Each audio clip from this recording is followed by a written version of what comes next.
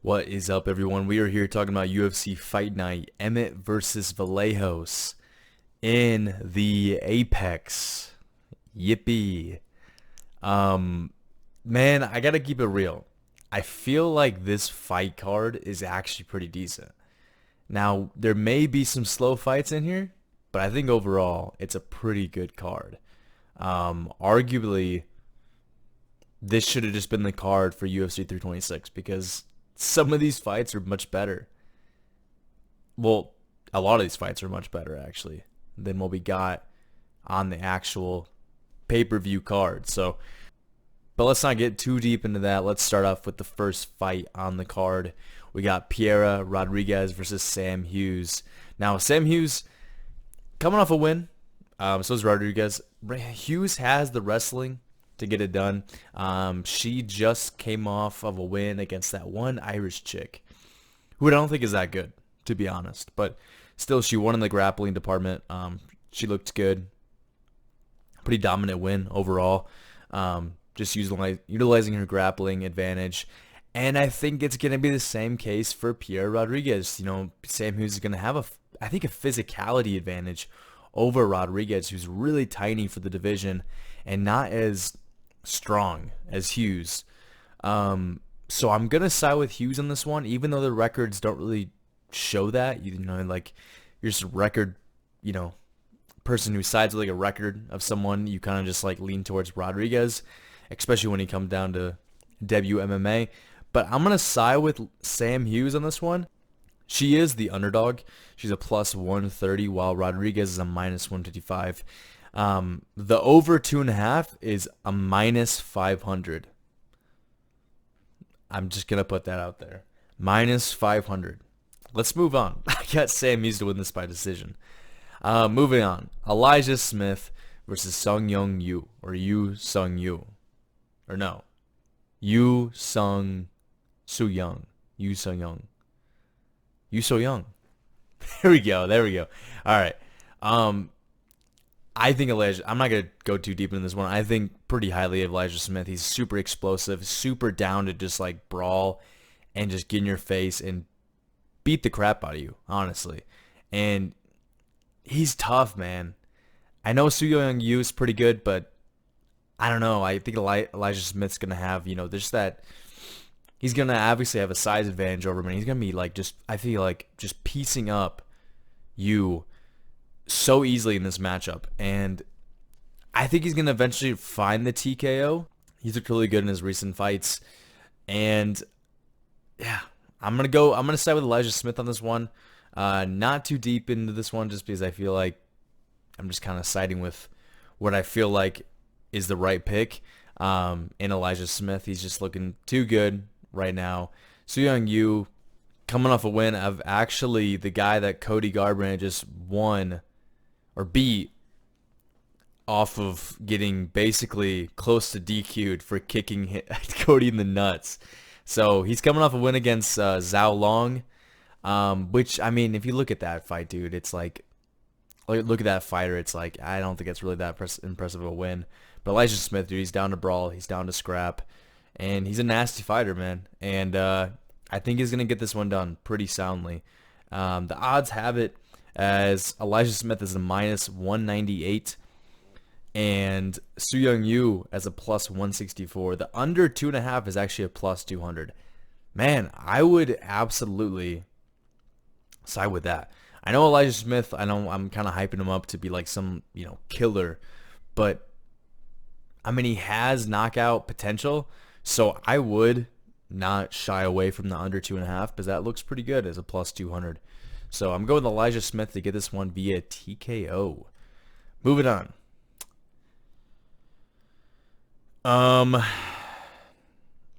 Baya Mosqueda versus Mansi Rendon, I mean. Okay, so I do actually know these fighters. I know Mosqueda at least. So I guess she's a really skilled grappler. So I'm going to side with that. I really don't know anything else about the other person, to be honest. But yeah, I'm going to side with Mosqueda just based upon her grappling credentials. and how good she is on the ground. She's coming off a submission win, while Monsi is just, I don't know, just a decision merchant. I don't think she has any type of finishing power. She's 36 years old. Mosquito is just,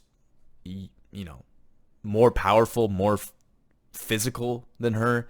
And I think she's just going to, like, in quotation marks, manhandle her to the ground and probably find a submission, to be honest. If not, then probably decision. But I'm going to go with submission with Mosquito. Let's say like I don't know. Let's say the first round. I'm feeling it. I'm feeling this one. Oh yeah, the under 1.5 is a plus 165, while the over 1.5 is a minus 215. So Mosquito, she's a minus 625, while Rendon is a plus 455. So pretty crazy odds, but I got Mosquito to win this fight via submission. Next up, Luan Lacerda. Actually, I think I've seen this guy fight before.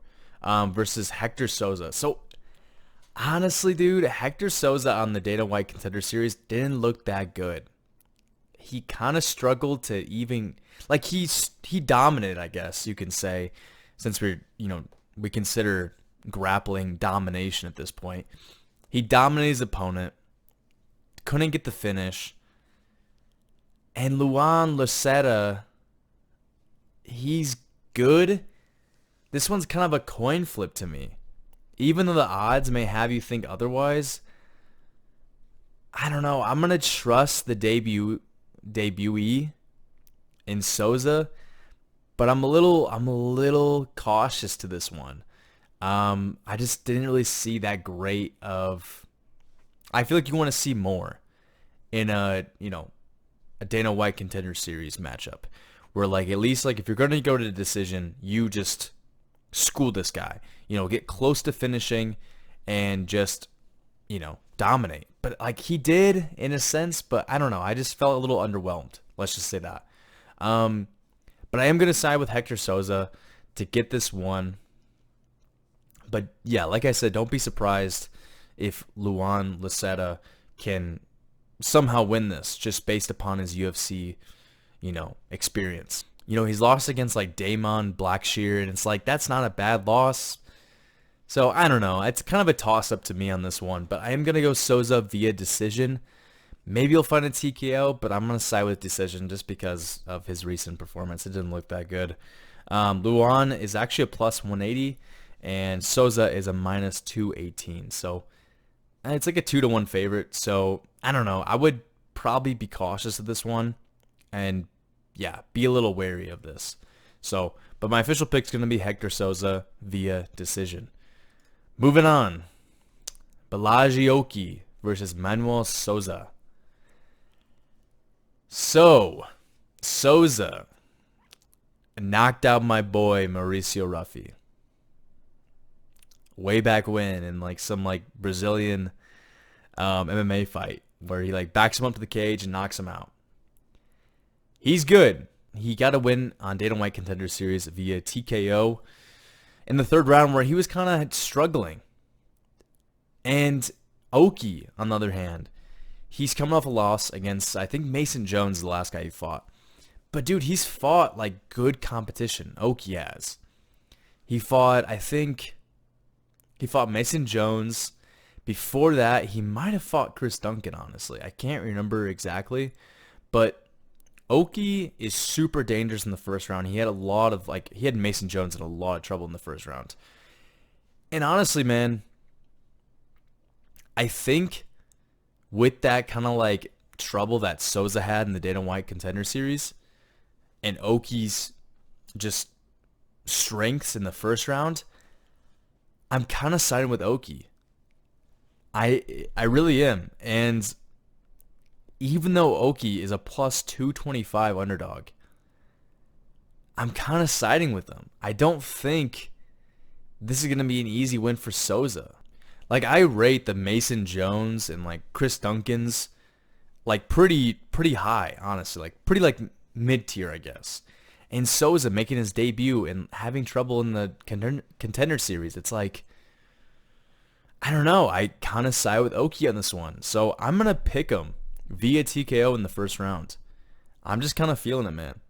Like I said, Oki's a plus 225 underdog, while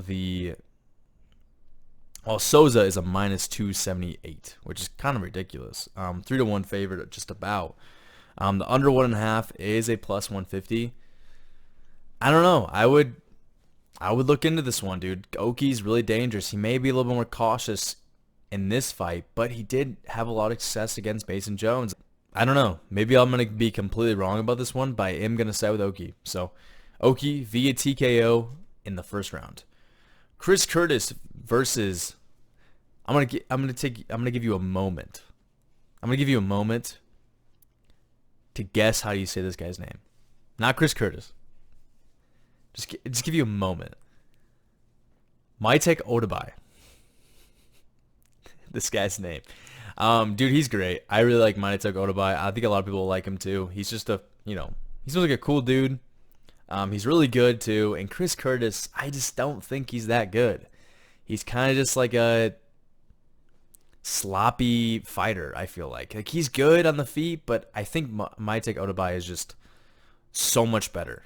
Really. And like, even though he's fresh to this 170 pounds, the welterweight division, I think Odabai is going to just beat him pretty soundly. I think it's going to be like a 30-27 for Odabai.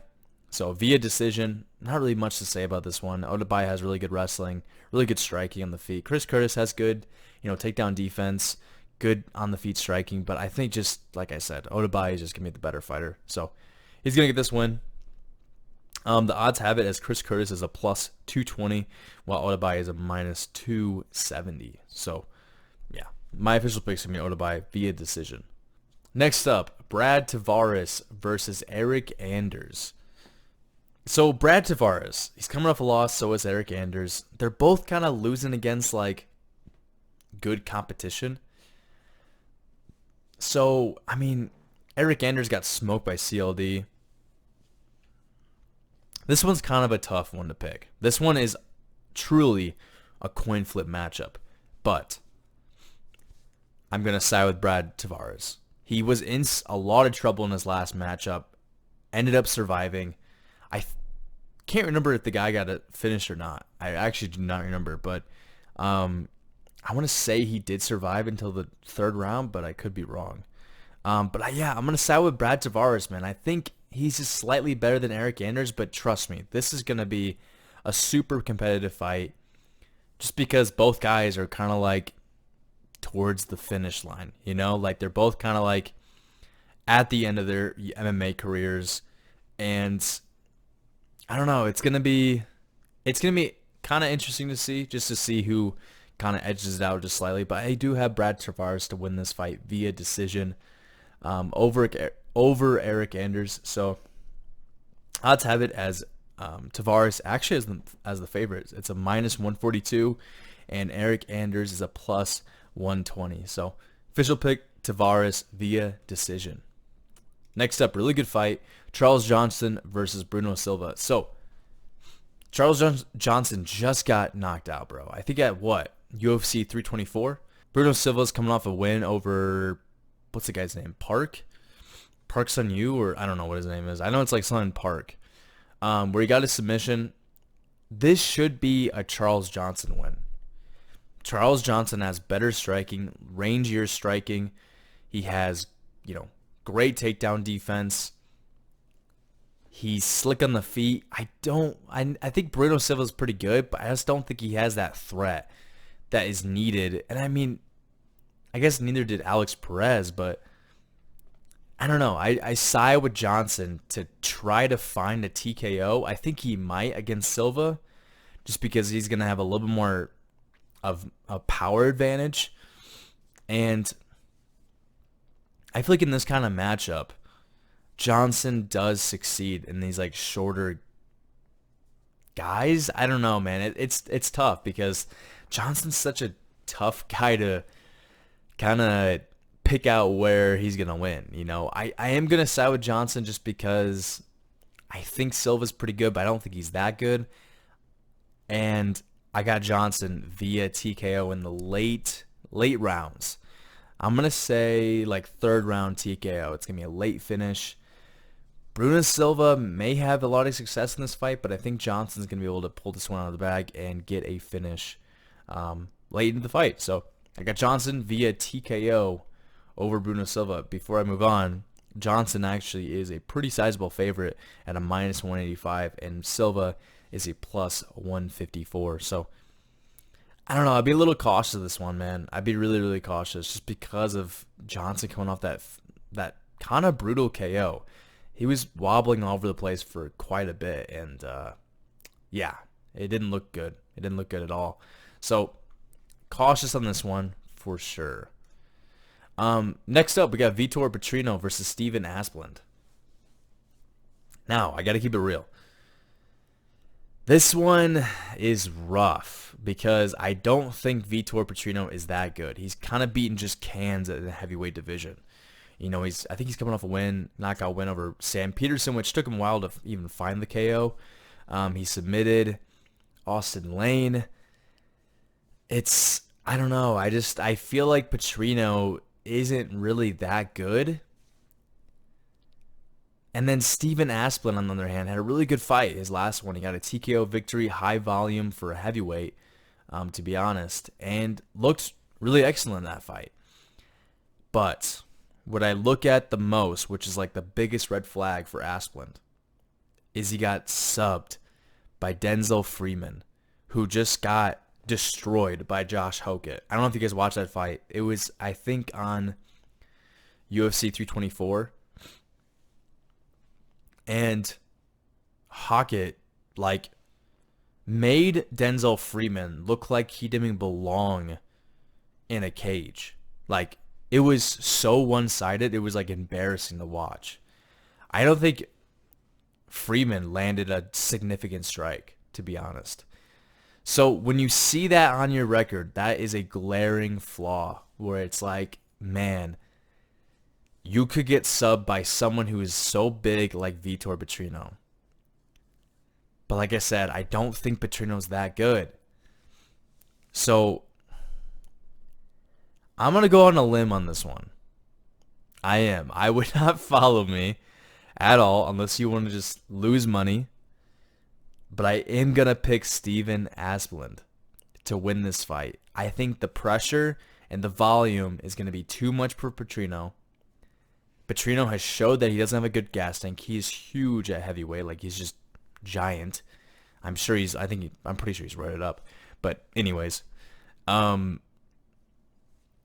going to have that. Actually, he doesn't have that much of a range advantage. I figured since he's 6'5", he's going to have a huge advantage, but never mind. I think Asplund's going to have the better striking. Even though Petrino may have the more KO power, I think if Asplund can kind of survive and get off the cage when Petrino tries to like press him against there and just try to like, you know, wrestle him, I think Asplund's going to have the better cardio. I know it's crazy to say in heavyweight, but I think he's going to have the better cardio and put the pressure on Petrino and win via decision. I'm going on a crazy limb right now, but I'm siding with Asplund, man. He's a plus 195 while Petrino is a minus 138. So that's what I got. I got Asplund. Let's just move on. I do like him too, but overall, like, yeah, this is a tough fight to pick. I like both these guys, to be honest, but yeah, this is a tough fight to pick. So let's move on. Marwan Rahiki versus Harry Hardwick. So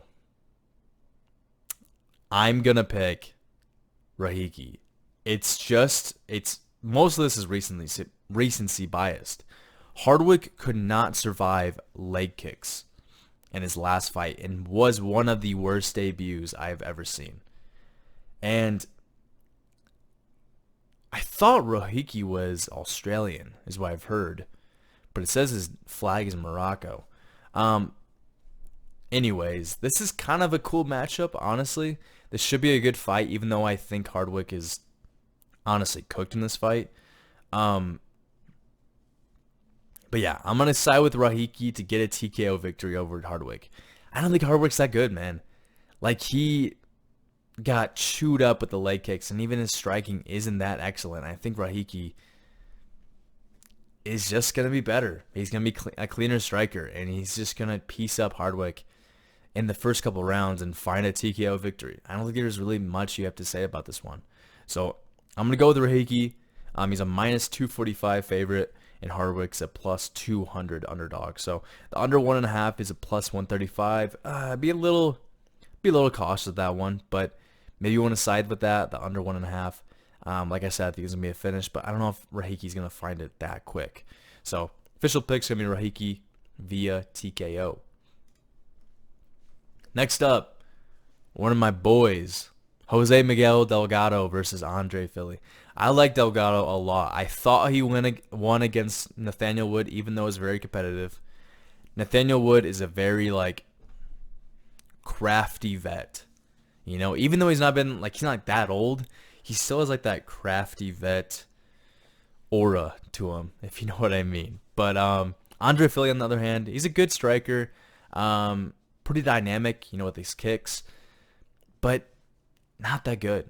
Not that good. He's coming off a split decision win against I think Christian Rodriguez, and like I said, Delgado's coming off a loss against Nathaniel Wood, which I think is pretty high. Like, I think Nathaniel Wood's a pretty good fighter, and you know, he can kind of pull out things from his tool bag to get that victory, like he just showed against Delgado. And I think Delgado, dude, he is so fast. He's so fast on the feet.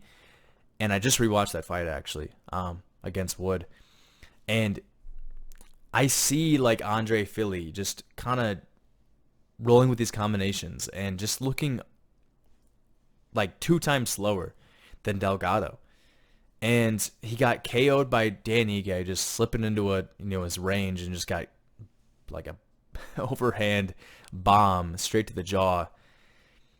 And I feel like he's just a win one, lose one type of fighter. I think this is gonna be an easy win for Delgado via TKO under 1.5 rounds. It should be a very easy win for Delgado. But, you know, maybe the range is gonna be a factor. Maybe that, you know, that kind of similar height is going to be an issue. But we'll have to wait and see. But I am going to pick Delgado to get this one via TKO. I think maybe like an elbow in close. He's going to drop Fili and, yeah, follow-up shots, and then it's over. It's over.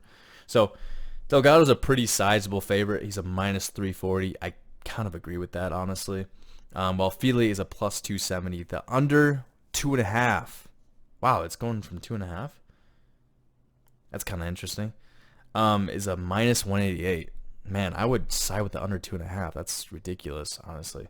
Yeah, just do that. Under 2.5, minus 188. It's going to end in a finish. Delgado's going to get him out of there pretty quick. Yeah, I mean, Delgado all the way, man. Ion Cutelaba versus Umar Sy. Now, Cutelaba, he's okay. You know, he's all right. He doesn't have great fight IQ, and to be honest, I don't think Umar Sy is that good either. He got smudged and just like blah by Alonzo Menifeld, which is a terrible loss to have on your record. And Ion Cutelaba is coming off a loss against Mateusz Rombeski. Not Rombeski, Bukauskas. That's what it is. And which, I mean, it was a really slow fight. He's been inactive. He's been out since, I think, May. Because that was on a UFC 315 card when JDM had a masterclass over Muhammad. Anyways, I'm getting ahead of myself. Umar Sy, bro. I don't think he's that good, but I think he's going to get this win. I just don't think very highly of Cutelaba. I think he's a good fighter, but I don't know, man. I think Umar Sy, this one is like, I would not even come close to betting on this one. Because, yeah, it's just, both these guys are very, very underwhelming so far in their UFC career. I mean, especially Umar Sy. I mean, he's new, but still, it's like, came into this, I think, promotion with a lot more hype, and just kind of died off really quick. So But I'm going to side with Umar's side to get his grappling off, control Kutalaba, and actually find a submission. I think he's going to get a submission over Kutalaba because Kutalaba, he's good on the ground, but I think Umar's side is just like way better. So I got Umar's side to get this one done via submission. He's a minus 238, while Kutalaba is a plus 195. So should be interesting to see. But yeah, I got Umar's side. Amanda Lemos versus Jillian Robertson. Robertson's looked pretty good. She looked really good in her recent fights. And Lemos, she's coming off a loss. And I'm trying to make it sound like I know these two fighters. I've seen Robertson fight. I'm being serious. I've seen her fight. She's actually pretty good. And she's racked up some pretty good wins. So I'm just going to side with her. This is the co-main event, which is absolutely insane. Yeah, I don't know. I don't know how I feel about that, but I am gonna side with Robertson. I think she's just the better fighter at this point in Lemos's career, and has racked up some pretty good win streaks. So I think she's gonna get her grappling off and maybe get like a ground and pound TKO, but I wouldn't be surprised by a decision.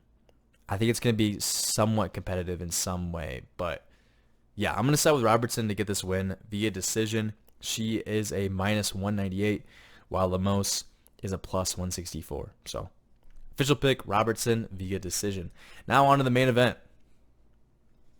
An actually good fight with Kevin Vallejos versus Josh Emmett. Kevin Vallejos, super young, man. He's like, what is he, like 24, 25? Super young guy in the UFC. His only loss is against John Silva, and that was in the Dana White Contender Series, where he was only like, 22 or some shit. Absolutely crazy. That's like one of like honestly, it sounds weird, but like one of the best losses you could have in your record. And he's made a lot of improvements. And Josh Emmett, on the other hand, he's a fresh 41. He just turned 41 this month, so happy birthday. And he's okay. But I think all Josh Emmett has, and all that has kind of gotten to this point, is those big meaty hooks. And he just bombs them over, gets out of position, and then gets pieced up. I thought against Yusuf Salau he was going to have a lot more success than he did. He got submitted in the first round. And then he gets pieced up by Lerone Murphy. I thought he was going to knock out Lerone Murphy. Actually, I picked Josh Emmett to win that fight via knockout. I'm being serious. And he gets just kind of, not really pieced up, but just kind of like outstruck in range. And that's it. That's all that Josh Emmett has, bro. It's just those big meaty hooks. And Kevin Vallejos, on the other hand, he is like an alternate version. He's an Argentinian Ilia Topuria. Same height, same kind of fighting style. Super, super fast, man. I don't know if you guys have seen that Giga Chikadze fight, but holy crap, dude. He closes the distance so quick in just like a split second. And if you guys watch that fight, please do, because you'll know exactly what I'm talking about. He just like blitzes in with like, it's super sonic speed, gets a combination off, and then gets back out. And you could see the moment where Chikadze is like, oh shit, I'm screwed. Like, you can just see it in Chikadze's face where it's like, I'm done. I'm cooked. And eventually Vallejos did find the KO victory. And in this fight, this is 5 rounds, so it's a little tough, because Vallejos, he's never been in a 5-round fight. He's looked really good, even with like a higher output. He fought this one guy who was like, I think, undefeated. A fight ago before Chikadze, and had a pretty high volume striking, 3-round fight. And his cardio held up really nicely. I think he won 30-27. And Josh Emmett, man, like he's fought someone like Vallejos before, Ilia Topuria, which, I mean, I'm not saying Vallejos is as good as Ilia Topuria, but I'm saying Vallejos is really damn good. And with Emmett's track records recently, decision loss, submission loss, and I feel like with Kevin Vallejos, it's going to be a TKO loss. I think he's going to get triple dipped. Triple scooped, bro. Just like Israel Adesanya, who got decision, submission, TKO. And then just like Leon Edwards, bro, Emmett's on the track to get that TKO loss. And I feel like this is kind of like written in stone, where you see Emmet and you see him fight like Ilia Topuria, and you see Ilia Topuria just, that is a domination. That is truly a domination, where Emmet had virtually nothing for Ilia. Even though, like, I think like the third round was somewhat competitive, but overall, man, Ilia was just schooling him all the way. Like, that was what, 2 years ago, I think, maybe 3 years ago now. So Emmet was a little bit younger, but still, man, I think this is just a terrible matchup for Emmet. Emmet's gonna get TKO'd, and I think the only way Emmet wins this fight is just a fluke KO. Like I said, he has the big meaty hooks, and if he just flukes a KO over Vallejos, that's going to suck, because it's going to be like, damn, a prospect just down the drain by a 41-year-old. But I think Vallejos is going to have a lot of success in this fight. He's going to be patient, but I think he's going to find the KO victory over Emmet, and it's going to be kind of gnarly. So I'm going to go with Vallejos to get this victory. He's a huge favorite. I got to keep it real. It's a little cautious, or it's a little like alarming to me. He's a minus 550, while Emmet is a plus 410, which I don't really agree with, man. I think Vallejos is right to be like a 3-1 favorite, but 5-1, that's crazy. That's insane, I think, to me. The under 3.5 is a minus 115, while the over 3.5 is a minus 15. So it's dead even odds. Whether it's going to last over 3.5 rounds or not, I think it's going to go under. I don't think this is going to go past, the 3.5 mark, but I could be wrong. Emmett's got a pretty good, damn good chin. He's only been knocked out by Jeremy Stevens. But Vallejos, man, if he sits on those punches, like, I think he's going to KO you. So I'm going to go ahead and pick Vallejos via TKO at the end of the second round. I think it's going to be pretty quick. Sadly for Emmet, happy birthday. But dude, you're going to get KO'd. Yeah, that's my official pick, Vallejos by KO. Those are my picks for the Apex Fight Night, Vallejos versus Emmet. This should be a pretty good card. I'm thinking it's going to be good, but well, I guess we'll just see. But yeah, I'm looking forward to it, actually. I'm gonna watch probably almost the entire card besides this one.